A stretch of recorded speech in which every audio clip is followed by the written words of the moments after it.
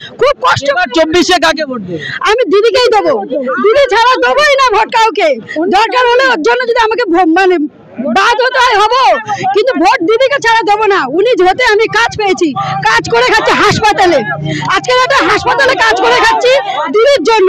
দিদি আমাকে কাজ দিয়েছে, তবে আমি একটা গভর্নমেন্ট হাসপাতালে কাজ করে খাচ্ছি।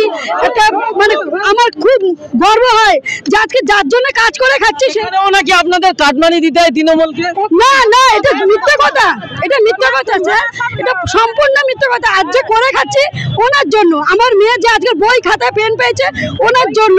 প্রত্যেক মাসে মাসে যে টাকা পাচ্ছি, আমার চোখে যে এত কষ্ট হচ্ছিল, পার্টিতে গিয়ে জানিয়েছি, জানাতে 1,500 টাকা আমাকে দিল। 1,500 টাকা দিতে আমি মেয়ের বই কিনে দিয়েছি, মাস্টারের টাকা দিতে পারছিলাম না। 500 টাকা আমরা স্বামীদের কাছে কোনোদিন পাই না, ঝগড়া অশান্তি। 1000 টাকা করে দিচ্ছে, আমাদের প্রতি মেয়ে খুশি। আমরা দিদির সব থেকে বড় কথা, আমরা আগে খুব কষ্ট ছিল, রান্না হতো না, আমরা চাল পেয়ে রেশনের আমরা খুব সুরক্ষিত।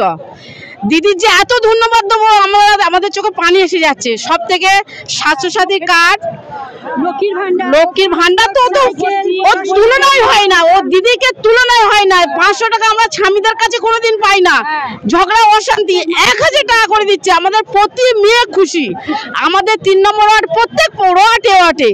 তারপরে স্বাস্থ্যসাথী কার্ড, সাইকেল, সবুজ সাথী, কন্যার সাথী, উপসাথী, ঘর, মাটির ঘর তো একটাও নেই। তাই তৃণমূলের নওজোয়ান উন্নয়ন হবে সবার। আমাদের মমতা দি প্রধানমন্ত্রী হবে। 42টা একটাও নরেন্দ্র মোদী পাবো না। মিথ্যাবাদ, ধূর্তবাজি, ও দিল্লি থেকে হটে যাবে। মমতা দি জিন্দাবাদ। মামাটি বলছে এখানে 35টা সিট পাবে, একদম পাবে না। জনগণ এইরকম একটা মিটিং করে দেখা, এইরকম মানুষ এখন সচেতন, বিশাল সচেতন। কেউ কারোর কথা শুনবে না, কেউ কারোর প্রলোভনে পড়বে না।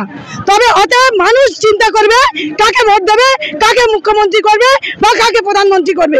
কেউ কারোর কথা মানুষ শুনবে না। এখন কেউ বোকা নেই, এখন প্রত্যেকটা মানুষ সচেতন, প্রত্যেকটা মানুষ। মোদি এসে বলছেন যে দিদি লুট করেছে এখানে। শুনুন, মোদি অনেক কিছু কথা বলবে। মোদি পশ্চিমবঙ্গে কটা প্রকল্প করে দেখিয়েছে, কটা প্রকল্প দিয়েছে, সমস্ত কাজকর্ম 100 দিনের কাজের টাকা, শ্রমিকদের পরিশ্রমের টাকা, মাথার ঘাম পায়ে ফেলে রোজগার করা টাকা, সেই টাকাও 2 বছর দেয়নি। 2 বছর লক্ষ লক্ষ কোটি কোটি টাকা, লক্ষ লক্ষ মানুষের টাকা দিদি দিয়েছে, প্রত্যেকের অ্যাকাউন্টে ঢুকেছে। এইরকম জনগর্জন একটা প্রধানমন্ত্রী নরেন্দ্র মোদী করে দেখাক, এর বেশি কথা আর কিচ্ছু বলতে চাই না। অভিজিৎ গাঙ্গুলি বিচারপতি, তিনি বিজেপিতে গেছেন, তিনি বলছেন যে তৃণমূল ধুয়ে মুছে ছাপ হয়ে যাবে। ও তো একটা জালি, ও তো একটা জালি মাল, ও তো একটা জালি। ওই অভিজিৎ গাঙ্গুলিকে প্রধান বিচারপতি বলে মানতে আমাদের ঘেন্না করে। ওই রকম একটা সিটে বসে ওই রকম একটা নোংরা রাজনীতি করে আর রায়গুলো দিয়ে আজকে ওনাকে এই কাজ করে কি মানায়? প্রধান বিচারপতিকে মানায়? উনি কিরকম মানুষ ভোটের আগে প্রত্যেকটা মানুষ জেনে গেল। প্রত্যেকটা মানুষ তার ফোনে, সোশ্যাল মিডিয়ায় কমেন্টে বন্যা বয়ে যাচ্ছে। এখানে আর বলার কিচ্ছু। আগে টোকেন দিয়ে চাকরি হতো, এখন সমস্ত কিছু অনলাইনে হচ্ছে। ঘরে বসে মানুষ দেখছে, পেপার পড়তে হচ্ছে না, স্বচক্ষে দেখছে মানুষ। এর থেকে আর কি পাওয়ার আছে? নোংরা সিপিএম একটা নোংরা 34 বছর রাজত্ব করেছে, সাধারণ মানুষের সম্পত্তি, বিষয় আশয়, চাকরি, জীবন লুট করে নিয়েছে। এখন তারা নানান রকমের কথা বলছে। তারা মনে করছে আমরা তুলসী পাতা, দুধে তুলসী পাতা ধোয়া তুলসী পাতা। আদমি তা নয়। আমরা তো বলছে চোর ধরো জেল করো। আমরা ভুক্তভোগী, আমি ক্লাস 9-এ পড়ি, আমি ভুক্তভোগী। সিপিএম আমার সামনে এসে বলে দাঁড়া,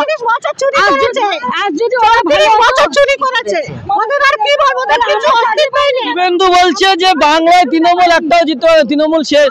শুভেন্দু নিজেই তো চুরি করে তো জিতেছে, দিদির সাথে নিজের নন্দীগ্রামে চুরি করে বিধায়ক হয়েছে।